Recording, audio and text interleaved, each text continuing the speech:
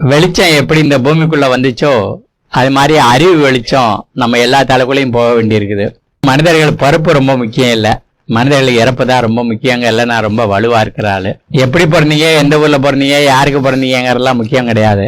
நீங்க இறக்கும் போது எதை விட்டுட்டு போறீங்களோ அதுதான் ரொம்ப முக்கியமானது. அதனால இறப்புல தான் எனக்கு அதிக நம்பிக்கை உண்டு. அப்ப நம்மளோருடைய பிறந்த நாளை கொண்டாடுறதுங்கிறது என்ன அப்படின்னா, நம்முடைய எதிர்காலத்துக்காக வேண்டி சிறப்பான ஒரு வாழ்க்கை முறையை வகுத்துக்கிறது இருக்குல்ல, அதான் முக்கியம்.